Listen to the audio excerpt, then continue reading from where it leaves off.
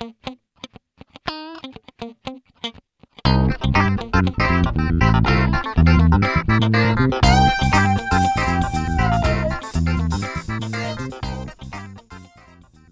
quiero dar la bienvenida al Masterclass, algunas consideraciones prácticas y reflexiones de la violencia de género en tiempos de pandemia. Exposición de Ezequiel Cook. Ezequiel Cook ya es un autor de la casa, ha escrito artículos de doctrina, comentarios de podcast y ahora se ha sumado a esta iniciativa de Masterclass vía Zoom. Les cuento un poco de Ezequiel. Es abogado recibido en la Universidad Nacional de Córdoba, escribano recibido de la Universidad Siglo XXI y adscripto de la Cátedra de Derecho Procesal Civil de la Universidad Blas Pascal de Córdoba. Además, se desempeña en el Poder Judicial de la Ciudad de Córdoba, en el fuero de la niñez, adolescencia, violencia familiar y de género. A modo de organización, les informo que los participantes son silenciados y que solamente estarán activas las cámaras y el audio del disertante. Les pedimos durante la charla no hagan consultas por el chat, porque al final va a haber un espacio justamente dedicado para eso. Les recordamos que esta charla será grabada y estará disponible en nuestras redes en los próximos días. A su vez está siendo transmitida en Facebook Live, Facebook de Microjuris. Bueno, muchas gracias por su participación y voy a darle lugar a Ezequiel a que haga la exposición. Ezequiel. ¿Cómo andás, Federico? ¿Todo bien? Bien, no te vemos todavía. ¿Puedes activar la cámara? Avísame, ahí si me ven. Ahí se te ve perfecto. ¿Cómo andás? ¿Bien y vos? Bien, todo bien. Bueno, antes que nada, muchas gracias por participar de este Zoom y por dar la charla. Para mí es la verdad un placer, es un gusto trabajar con Microjuris y bueno, charlar con los colegas de un tema que tanto me apasiona y que nos preocupa y nos ocupa a toda la sociedad. Claro que sí. Para eso va a haber un espacio al final, les recordamos, para que hagan las preguntas y Ezequiel va a estar contestando. Les pido por favor que saquen el audio porque se puede llegar a escuchar e interrumpir la charla. Te hago una pregunta, ¿ya puedo compartir? Sí, ahora yo salgo y todo tuyo. Cualquier cosa. Bueno, estamos listos nomás para arrancar. Bueno, ¿cómo andan colegas? ¿Cómo andan todos? ¿Cómo andan todas? Mi nombre es Ezequiel Cook, yo trabajo en el Poder Judicial en la provincia de Córdoba y hoy vamos a hablar un poquito de lo que es la violencia de género y cómo está impactando el COVID en este flagelo, en esta pandemia.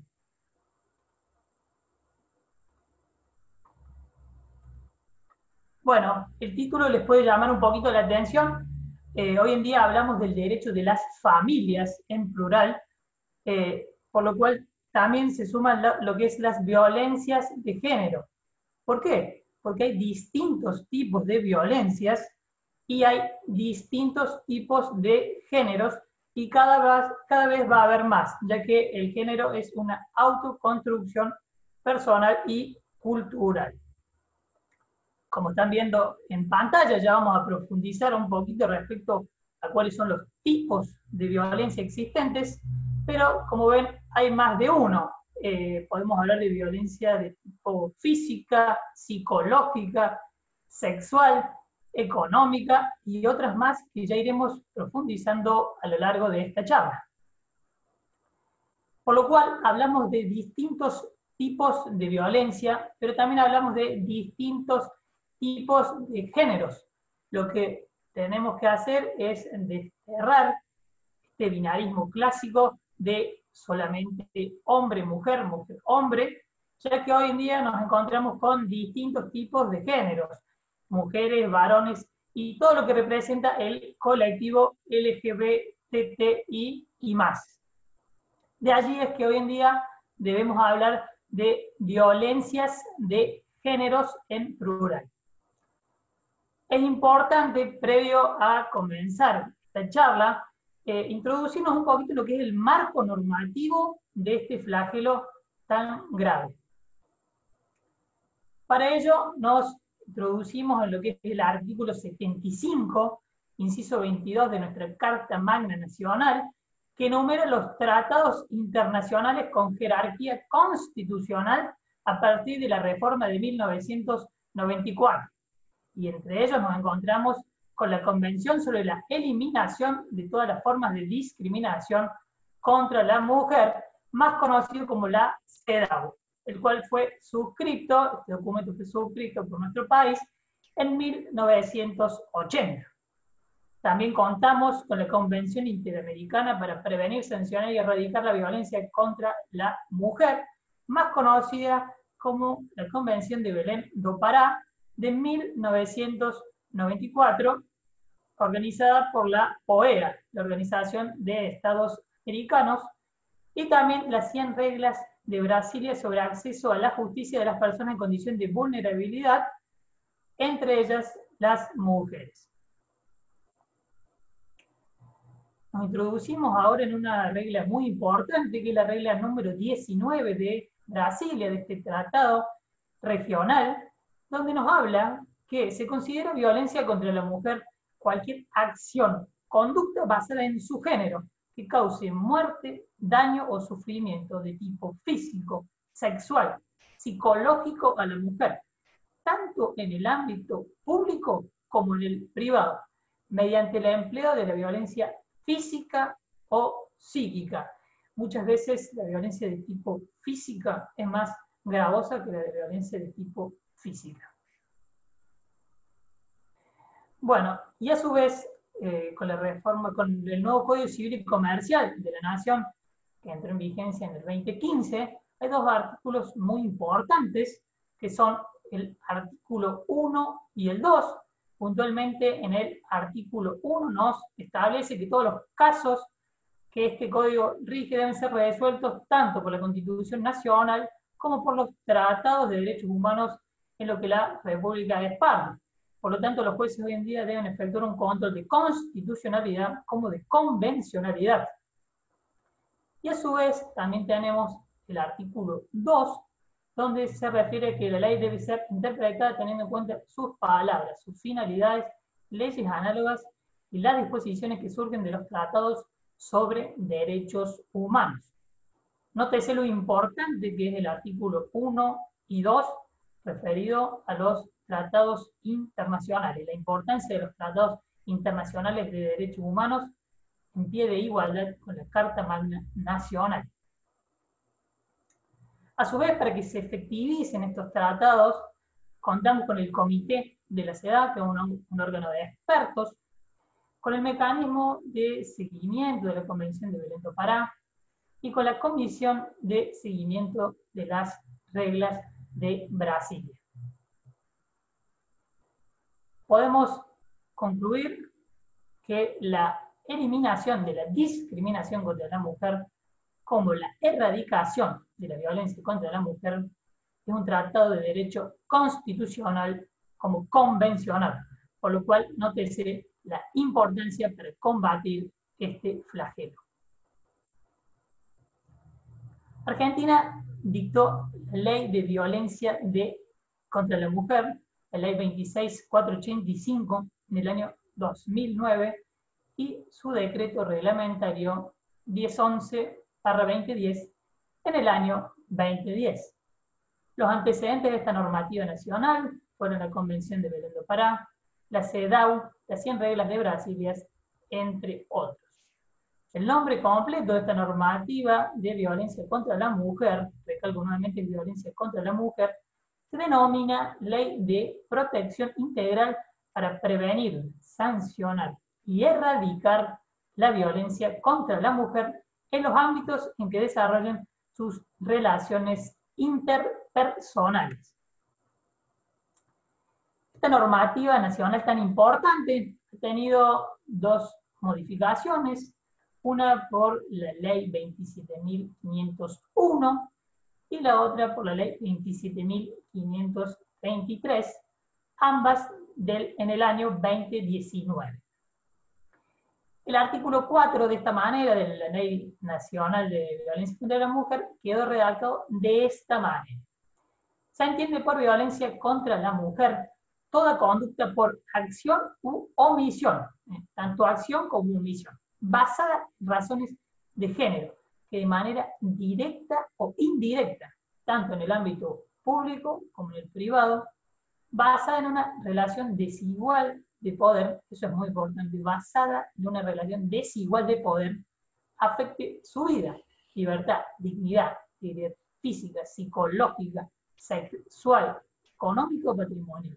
Participación política, que esto se dio con la reforma, con la última reforma, como así también su seguridad personal.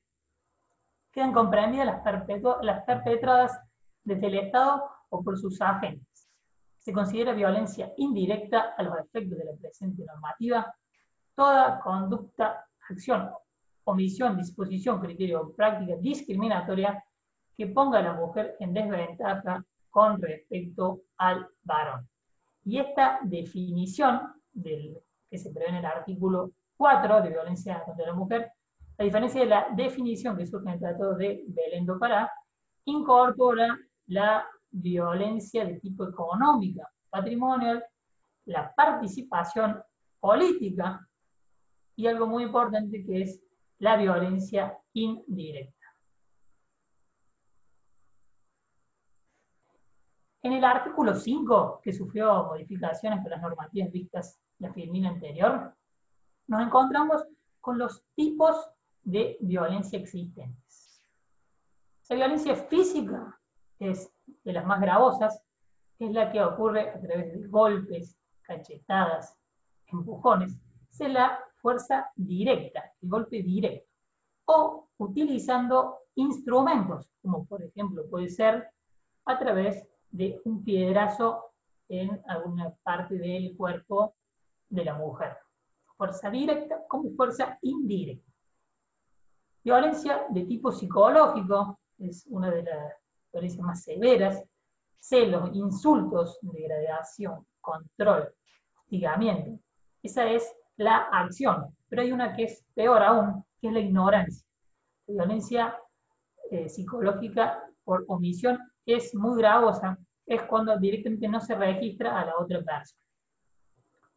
De tipo sexual, manoseos, obligar a mantener relaciones sexuales, prostitución, o sea, este tipo de violencia puede suscitarse con o sin acceso carnal.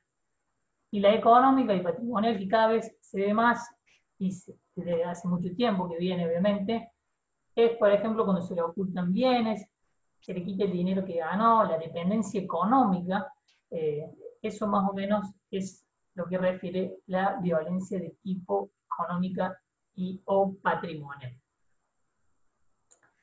La simbólica, la que a través de patrones estereotipados, mensajes, valores, íconos o signos transmite desigualdad y discriminación, naturalizando la subordinación de la mujer en la sociedad. Por ejemplo, el graffiti donde se ve a la mujer lavando los platos, ese tipo de mensajes, esos patrones estereotipados que vienen desde hace mucho tiempo, que hay que tratar de desterrarlos. Y la violencia de tipo política, la que se dirige a restringir la participación política de la mujer, vulnerando derecho a una vida política libre de violencia en pie de igualdad con respecto al varón. Recién nos concentramos y vimos los tipos de violencia. Ahora vamos a ver las modalidades en que se desarrolla la violencia. Entonces es muy importante no confundir los tipos de violencia con las modalidades de violencia.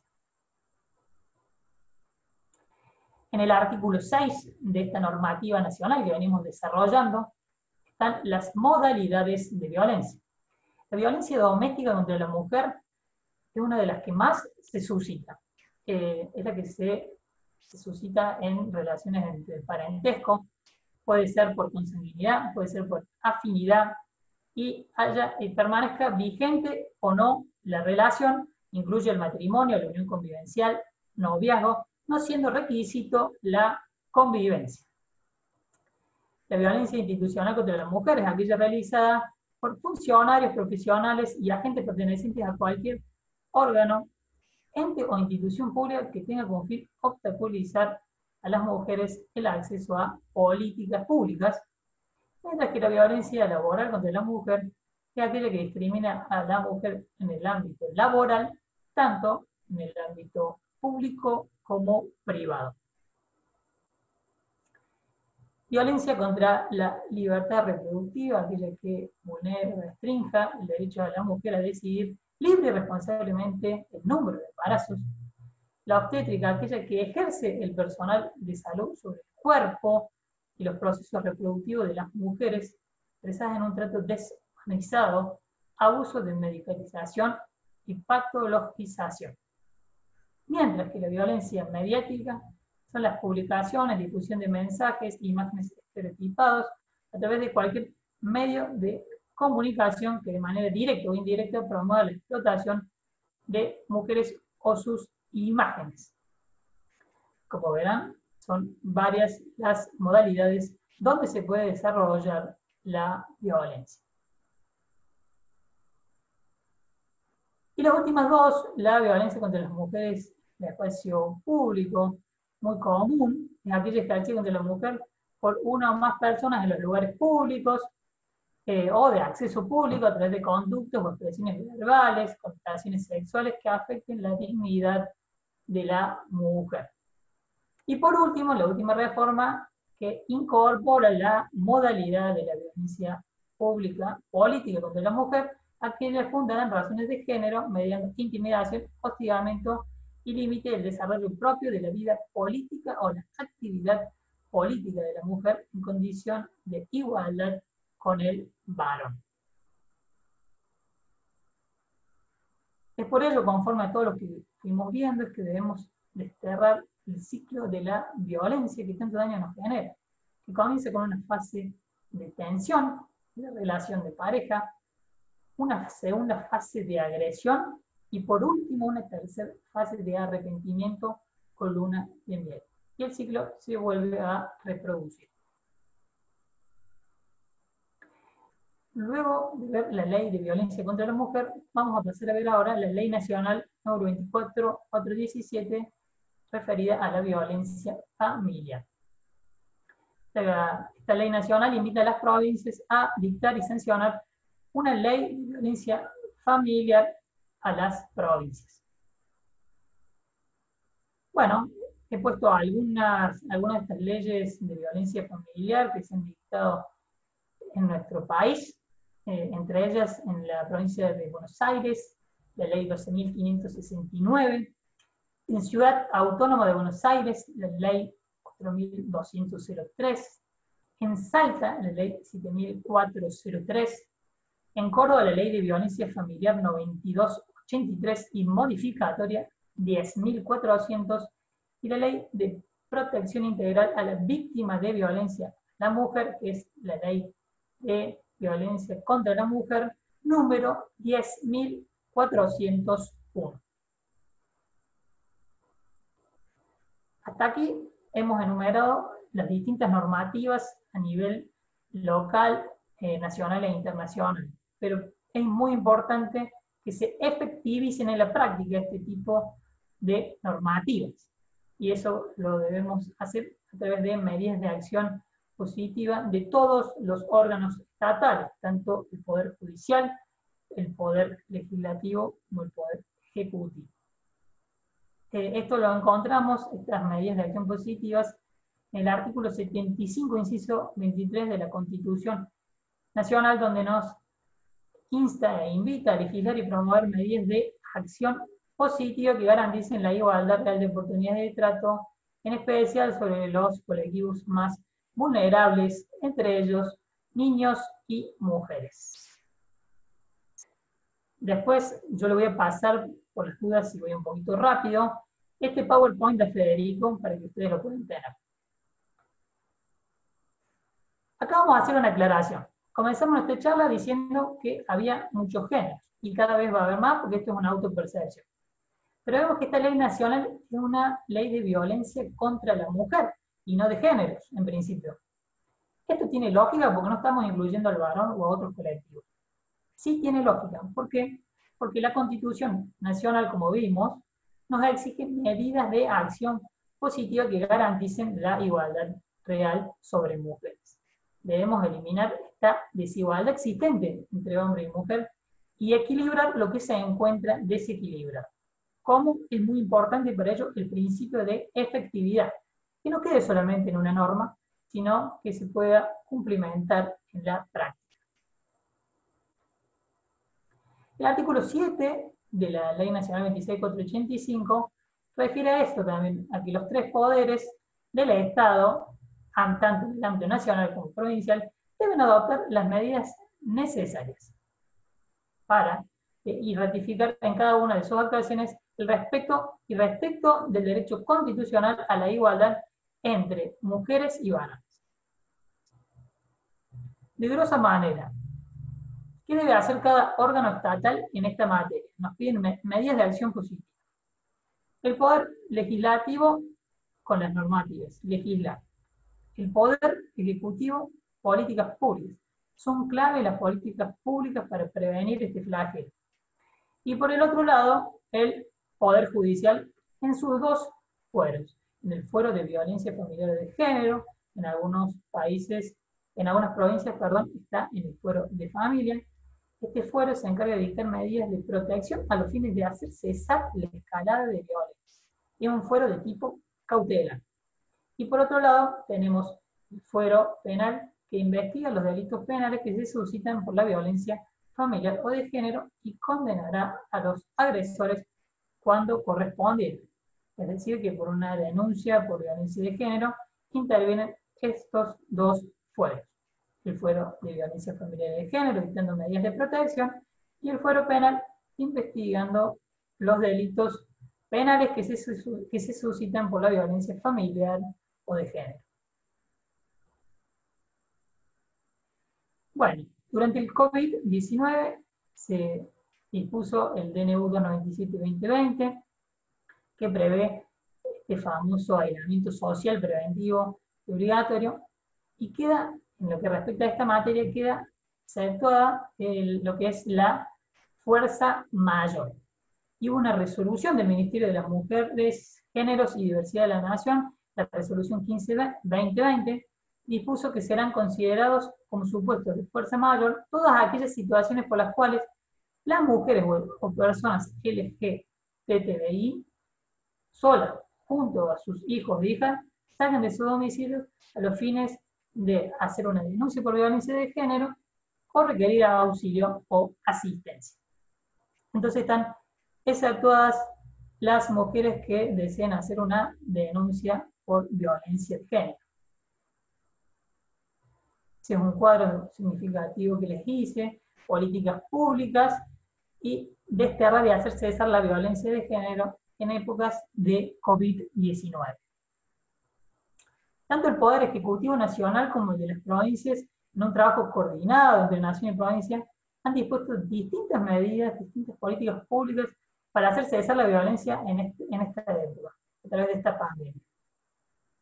El Ministerio de las Mujeres, Géneros y Diversidad de la Nación dispuso nuevas medidas y reforzó otras. Por ejemplo, lo que respecta a la línea telefónica 144, que es a nivel nacional, es para todo el país, atiende todos los días las 24 horas. A su vez, el Ministerio de la Mujer, de las Mujeres, Género y Diversidad de la Nación creó el primer foro federal participativo para construir un plan nacional contra las violencias por razones de género. Siguiendo con estas medidas que dispuso este ministerio, sumó nuevos canales de comunicación, por ejemplo por correo electrónico. Se fomentó el uso de la aplicación gratuita para celulares complementaria a esta línea 144, la comunicación por WhatsApp, la posibilidad de alojar en hoteles y otros lugares de alojamiento a las víctimas de violencia. Bueno, y algunas otras medidas del Ministerio de la Mujer, Género y Diversidad en conjunto con las provincias y otros ministerios de la Nación. Vías de comunicación directas entre ellos, ahí les puse el correo electrónico y los números telefónicos. Coordinación de acciones de trabajo en conjunto entre este ministerio y las áreas de género de los distintos gobiernos. La iniciativa del barbijo rojo en conjunto con la Confederación Farmacéutica. La titular del Ministerio de la Mujer participó de la reunión de altas autoridades de género. Se organizó en conjunto con ONU Mujeres espacios participativos para intercambiar experiencias en materia de género en épocas de pandemia. Es decir, se hicieron un montón de actividades y distintas medidas, tanto a nivel nacional como a nivel provincial. Y podríamos seguir enumerando varias más. Acá pusimos algunas, nada más que el tiempo de la charla no nos podría mencionar y desarrollar cada una de estas medidas y estas políticas públicas dictadas por el Ministerio de la Mujer. En el ámbito del Poder Judicial, quien tomó la iniciativa y quien fue pionero fue la Cámara Nacional de Apelaciones en lo Civil, donde dispuso la prórroga automática de todas las medidas de resguardo y de protección en contexto de violencia doméstica y de género. La prórroga automática de las medidas fue también dispuesta por el resto de las provincias, salvo algunas excepciones. Esta prórroga automática abarca las medidas de prohibición y restricción de contacto, entrega de dispositivo salva, que es el botón antipánico, y otros dispositivos de prevención. Respecto a dónde formular una denuncia por violencia familiar, mucho va a depender de la provincia, pero generalmente presencial se hacen en unidades judiciales, en fiscalías, en comisarías, en polos u oficinas de la mujer. La Oficina de Violencia Doméstica de la Corte Suprema en estos momentos se está atendiendo de manera presencial las 24 horas. Hay que tener en cuenta que en varias de estas dependencias no está trabajando la totalidad del personal con motivo del COVID-19 y el aislamiento social preventivo y obligatorio. Y las no presenciales las hemos enumerado, vías telefónicas, por WhatsApp, por correo electrónico. En lo que respecta a las provincias han ampliado sus líneas telefónicas, así que en lo que respecta a la comunicación no presencial hay distintas modalidades y posibilidades de comunicarse. Algunas otras cuestiones de violencia de género en épocas de COVID, legisladoras por orden del Frente de Todos presentaron un proyecto para declarar la emergencia por violencia de género, y no solamente se atiende a la víctima de violencia, sino también al victimario de violencia. En Córdoba tenemos el Centro Integral para Varones, que atendió más de 2.000 varones por distintas problemáticas. No podría dar un número exacto porque esto va cambiando minuto a minuto. Y el Comité de Expertas de la Convención de Pará, como también de la Comisión Interamericana de Derechos Humanos, efectuaron una serie de recomendaciones a los estados relativas a la necesidad de reforzar las medidas de protección y atención a las víctimas de violencia de género en tiempos de COVID-19. O sea, como verán, distintos organismos están trabajando para combatir la violencia de género en tiempos de COVID-19. A pesar de todo, los femicidios no cesan, la violencia de género no cesa. Hoy, desde que en el 2020, tenemos más de 100 femicidios. Y la violencia de género en épocas de COVID ha aumentado. ¿Cuáles pueden ser estas causales? Bueno, el encierro, la intolerancia, incertidumbre, mayor consumo de alcohol y droga, imposibilidad de trabajar, imposibilidad para afrontar gastos cotidianos y ni siquiera los gastos básicos. Esto atenta y aumenta la violencia de género. Lógicamente, la violencia, la modalidad que más ha aumentado es la violencia doméstica, pero no es la única. Las causas de BF está existiendo mayor dificultad para efectivizar las medidas de protección dispuestas por los jueces de violencia. Por ejemplo, la medida de exclusión, ya que generalmente el presunto agresor no tiene a dónde irse a vivir. Las entregas de los dispositivos, salvo de los botones antipánicos, a las víctimas también es todo un tema, también es muy complejo. En Córdoba, cuando se entrega un dispositivo dual, que es la famosa tobillera, por acuerdo reglamentario del TCJ, debe existir una distancia de 1.500 metros entre el domicilio de la víctima y victimario. Y ha pasado hace poquito un caso donde el hombre no tenía dónde irse a vivir y terminó yéndose a vivir a una distancia de 700 metros. No había otra opción porque no tenía dónde irse a vivir esta persona. Imagínense si ya antes era complicado, en épocas de asco, más complicado es cumplimentar con estas medidas de protección. Bueno, en el Poder Judicial es importante hacer una distinción, que es la que les comenté anteriormente, ya que por una denuncia por violencia de género intervienen dos fueros. El fuero de violencia, que es un fuero cautelar que dispone medidas de protección en la urgencia, mientras que el fuero penal es el que investiga la verdad real de los hechos.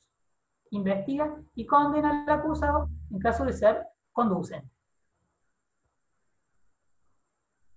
Bueno, esto es un poquito de jurisprudencia de violencia de género en tiempos de COVID-19. Esta es una causa de Belleville, el caso de una chica trans, donde ya se había excluido anteriormente al padre de esta chica, y el juez en época de COVID-19 no dispuso la exclusión de la madre, sino que ordenó que madre e hija permanezcan en la misma casa, pero que solo están autorizados a circular por las partes comunes de la vivienda y no pudiendo ingresar a la habitación de cada una de ellas.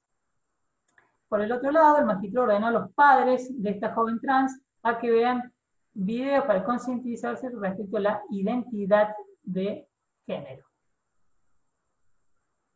El magistrado le permitió a esta progenitora permanecer en la casa de lunes a viernes, desde que finalice su jornada hasta la mañana siguiente. Sin embargo, preciso que no podrá estar en el domicilio durante el descanso laboral del mediodía ni los fines de semana. Esta es otra causa donde el varón pidió autorización para estar en el nacimiento de su hija. Acá ya habían medidas de prohibición de acercamiento y comunicación entre progenitores, y el varón solicitó autorización para estar presente en este nacimiento y colaborar con la asistencia y cuidado de su hija. Se rechazó la petición. Le voy a leer textualmente lo que dijo la resolución porque es bastante novedoso. Dice así, las partes más importantes. Máxime cuando aquí resulta necesario preservar de manera primordial la salud y tranquilidad de la madre y de su bebé en estos primeros días de vida. También porque la madre biológica ha garantizado que en su embarazo ha cumplido el aislamiento y cuenta con la colaboración material y efectiva de su madre, quien estará presente al momento del parto y con posterioridad al retornar a su hogar. Por otra parte, porque el progenitor desempeña una actividad laboral que requiere estar en contacto cercano con personas, que es requisito este señor, y no ha puesto de manifiesto que se encuentre cumpliendo efectivamente la medida de aislamiento, circunstancia que eleva los riesgos para la salud de la madre y la bebé. El señor repuso el decreto y esta reposición fue rechazada in limine. Otro caso, un tercer caso que se produjo en la ciudad de Córdoba, es una mujer adulta que sufrió violencia de tipo económico y psicológico por parte de sus hijas. En este caso, la jueza de violencia familiar le dio intervención al equipo técnico del fuero, y la profesional de este equipo realizó comunicaciones con quien cuidaba a la adulta mayor, de la que se desprendió que una de las hijas le había ofrecido dinero para envenenar la comida de su madre. ¿Qué hizo en este caso la jueza? Dispuso la restricción recíproca de acercamiento en un radio de 200 metros entre las denunciadas, su progenitora en el domicilio y lugares que frecuente la contraria, y la prohibición de cualquier tipo de comunicación entre ellas por el plazo de 4 meses. Y este es otro caso de Berisso, la denunciante y su hija, víctimas de violencia. La señora manifestó que había conversado con su marido en buenos términos y que no le iba a hacer la denuncia de violencia familiar. Se comunicaron con el señor y el señor manifestó su voluntad de irse del domicilio y viajar a la provincia de Córdoba, que era el único lugar donde podía permanecer, solicitando autorización para poder circular. En este caso, el juez ordenó la exclusión del denunciado con una prohibición recíproca de acercamiento y comunicación con un radio de 200 metros, acá le impuso un radio de 200 metros entre denunciado y su grupo familiar por el plazo de 180 días, y sí se le autorizó efectivamente a circular desde la ciudad de Berisso hasta la localidad de provincia de Córdoba. Así vemos que no todos los casos son iguales. Bueno, ahora vamos a hablar un poquito del fuero de violencia de género, del fuero cautelar. ¿Qué tipo de, o cuáles son las características de estas medidas de resguardo o de protección? Peligro en la demora. Por eso, a la hora de disponerlas, casi siempre se dictan inaudita parte. No exigen contracautela. Nótese la especialidad de estas medidas autosatisfactorias. Verosimilitud del derecho, no sabemos a ciencia exacta, eso lo va a determinar el fuero penal. No tienden o ni buscan sancionar al agresor, simplemente buscan hacer cesar una escalada de violencia. Si lógicamente trae consecuencias el incumplimiento de esta manda judicial. Y tienen un plazo de vencimiento. Por último, se abastecen por cuenta propia, es decir, no dependen de un expediente principal. Acá, por ejemplo, les puse un ejemplo, R.G denuncia por violencia familiar, es decir, un expediente principal.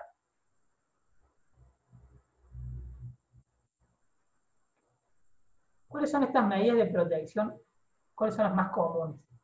La exclusión del hogar del presunto agresor, la exclusión del hogar y el reintegro a la víctima cuando la víctima se fue de la morada, la prohibición de acercamiento y comunicación entre víctima y victimario, ya sea con o sin radio, la prohibición de acercamiento y comunicación entre víctima y victimario en unidades habitacionales, la incautación de armas de fuego, la consigna policial, ordenar la realización de un tratamiento de tipo psicológico, tanto para la víctima como para el victimario. Acuérdense que este flagelo hay que acabarlo de los dos lados, tanto del lado de la víctima como del lado del victimario.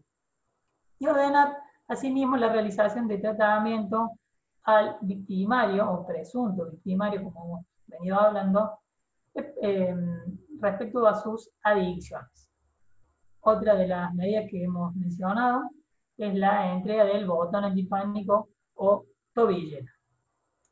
Estas medidas son enunciativas y el juez puede dictar otras dependiendo de su creatividad. Esto es más o menos algunas de las características que tiene este procedimiento de violencia familiar. Como dijimos, las medidas de protección se dictan inaudita parte. Si el juez necesita de ciertos elementos, algunos elementos técnicos previos de disponer las medidas, le puede dar participación a los equipos técnicos del fuero para informar, para entrevistar a la víctima y en base a ello disponer medidas de resguardo. Veamos este caso de la ciudad de Córdoba, una denuncia anónima que efectúa un tercero, donde surge que una mujer con discapacidad sería víctima de violencia tanto física como psicológica por parte de su madre. En este caso, tratándose de una persona en situación de vulnerabilidad y la imposibilidad de contar con un diagnóstico familiar por la pandemia, la jueza dispuso oficiar a la comisaría a cargo a los fines de que se apersone en el domicilio del grupo familiar a fin de que el personal a su cargo verifique los datos del domicilio y requiera el teléfono de contacto del progenitor de la joven a fin de disponer las medidas de protección necesarias. El procedimiento es de oficio, lo insta el tribunal. Las medidas de resguardo se pueden prorrogar tanto de oficio como a pedido de parte, ya sea con o sin letrado. Generalmente, al momento de encontrarse las medidas próximas a vencer, ¿qué hace el tribunal? Cita a la víctima a que comparezca al tribunal para que informe la situación, se fija una audiencia con ambas partes en días distintos, que prohibida la mediación en violencia familiar, o se ordena estos diagnósticos de situación que hemos mencionado anteriormente. Esto son posibilidades, va a depender mucho de las constancias de la causa. ¿Qué sucede ante el incumplimiento de una medida de resguardo? El incumplimiento de la medida trae apareja la comisión de un delito, que es el que prevé el artículo 239 del Código Penal, el cual es la desobediencia a la autoridad. Además de lo que prevé el 239, tenemos la posibilidad de imponerle astrantes al denunciado, sanciones de tipo conminatorias en los lugares que se determinen, o asistencia obligatoria del agresor a ciertos programas reflexivos. Ahora bien, si se quiere obtener una indemnización económica patrimonial por los daños y perjuicios sufridos, tanto los patrimoniales como los extrapatrimoniales, se debe entablar la demanda de daños y perjuicios por ante el fuero civil y comercial. Por último, les quería recordar el primer caso internacional de violencia de género en la jurisprudencia de la Corte Interamericana de Derechos Humanos, que es el caso del penal Miguel Castro en Perú. Fíjense lo que dice la Corte. Identificó 3 ángulos para abordar el caso desde una perspectiva de género. Primero que nada, la Corte reconoció que las mujeres se habían visto afectadas por los actos de violencia de manera distinta a los hombres. Segundo, que algunos actos de violencia habían encontró dirigió específicamente a ellas. Y en tercer lugar, que otros actos le habrían afectado en mayor proporción a los hombres. Que dispuso la Corte en este caso, entre varias medidas, que el Estado peruano realizara un acto público de reconocimiento de su responsabilidad internacional. Bueno, ahora le quería mostrar un videito, ya casi finalizando la charla, la jornada. Vamos, un segundito.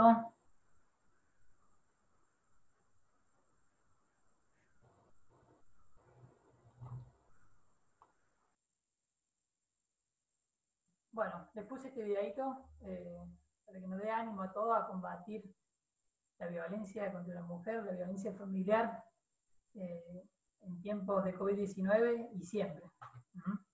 Por un mundo y una vida sin violencia. Acá le puse esta frase: hacia un mundo sin violencia, seamos protagonistas del cambio. La violencia es el último recurso del incompetente. Isaac Asimov. Disculpe las molestias, pero nos están asesinando. Nunca pierdas las esperanzas. Las tormentas hacen a la gente más fuerte y nunca duran para siempre. Muchas gracias. Bueno, muchas gracias, Ezequiel, por la exposición y por el final emocionante. Gracias, gracias. Bueno, les decimos a todos que abrimos el espacio para preguntas. Puede ser por acá o los que están en Facebook comentando en el live de Facebook. Ahí te veo, Fede. ¿Me ves? Sí, perfecto, perfecto. Vamos a ver, a dar un ratito. Dale, dale. Yo me voy fijando en el Facebook. Es raro esto de hablar sin público de frente. Sí, pero está ahí. Sí, obvio.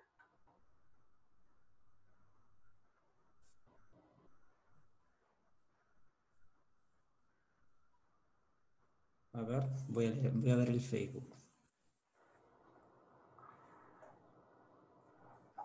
Gustavo Adolfo Moyano puso excelente charla, gracias. Bueno, gracias a él. Nati Belén, muy cierto, gracias Ezequiel. Bueno, muchas gracias a ella. Bueno, por ahora hay agradecimientos. Abogada Sandra Ibáñez, gracias a usted, doctor. Bueno, gracias a ella. También muchos están agradeciendo. Bueno. Gracias a ellos por estar y por hacernos el aguante desde ahí. Sí, claro que sí. Bueno, sí, parece que quedó muy claro que no hay preguntas. De a poco se van a ir soltando los colegas.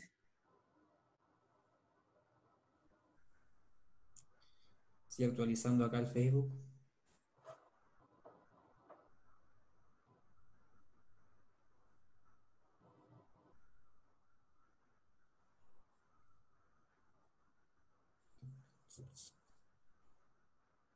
Recordarle, Fede, que el PowerPoint está al alcance. Yo después te lo voy a pasar a vos, para que se lo pases a los asistentes, para quien lo quiera.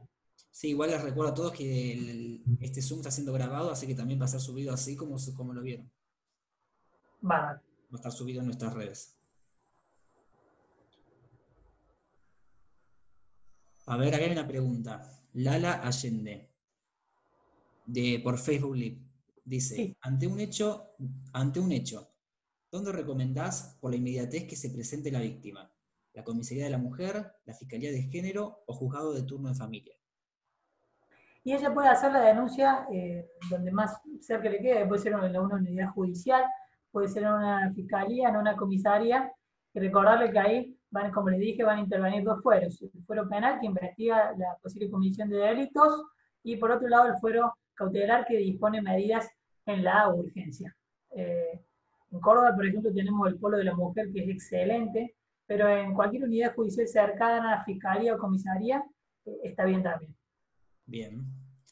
Reyes Paola pregunta, ante el dictado de las medidas del agresor hacia su pareja e hijos, ¿es posible la morigeración respecto a los hijos? Sí, las medidas también se pueden dictar con relación a los hijos, y eso obviamente cambia en lo que refiere al régimen comunicacional y cuidado personal de los niños, pero sí se pueden disponer medidas de restricción con relación a los niños, que generalmente no se disponen de forma recíproca, sino solamente la restricción del agresor con relación al niño. Muy bien. Más agradecimientos por los conocimientos transmitidos en forma tan clara. Bueno, gracias, muchas gracias, Jesús.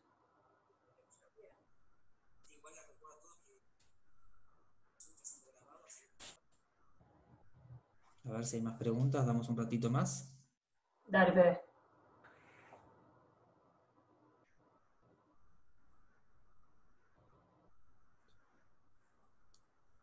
Cualquier duda que ellos tengan, que después se la hagan a ustedes por la plataforma, no tengo problema que les pasen mi correo y se la hago por correo también. Bien. Bueno, acá hay otra pregunta de Sandra Ibáñez. ¿Cómo resolvemos el tema de la comunicación con los hijos cuando la medida es solo a favor de la progenitora, por ejemplo? Cuando se dispone solamente entre progenitores, pregúntale eso. Dice, ¿cómo resolvemos el tema de la comunicación con los hijos cuando la medida es solo a favor de la progenitora? ¿Le pido alguna aclaración? Bueno, generalmente eso debe referir ella al régimen de comunicación que hay cuando se disponen medidas de restricción entre los padres. En ese caso, generalmente quien funciona para entregarlo a los niños es un intermediario. Siempre hay un intermediario que funciona en estas cuestiones relativas al régimen comunicacional y el cuidado personal de los niños. Supongo que se refería a eso ella. Muy bien. A ver, damos espacio a alguna pregunta más. Y si no, vamos cerrando. Dale.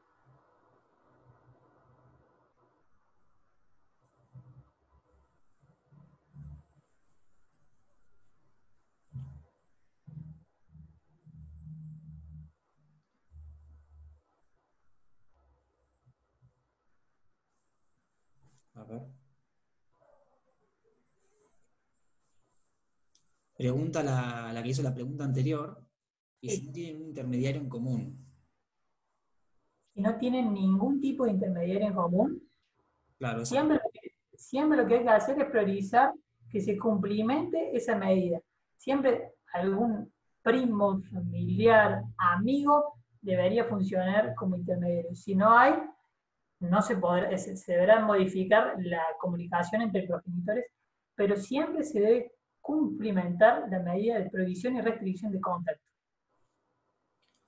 Muy bien. Liliana Beatriz Farach pregunta, en los casos de violencia patrimonial o económica, ¿qué medidas se pueden pedir? Se pueden disponer de las mismas medidas que ante la violencia física, ante la violencia psicológica, la medida de exclusión del hogar, la restricción de contacto y comunicación, la incautación de armas de fuego, disponer de tratamientos, consigna policial, exactamente las mismas. Exactamente las mismas, obviamente va a depender del caso en concreto, ¿no? Muy bien. Y en caso de una indemnización patrimonial, siempre está la vía del fuero civil y comercial correspondiente, ¿no?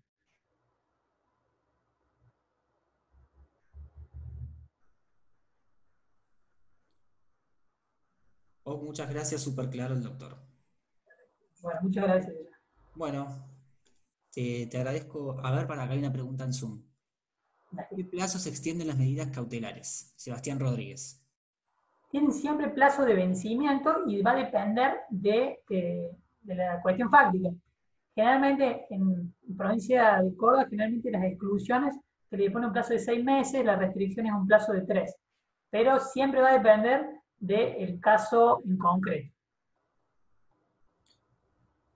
A ver, si hay más.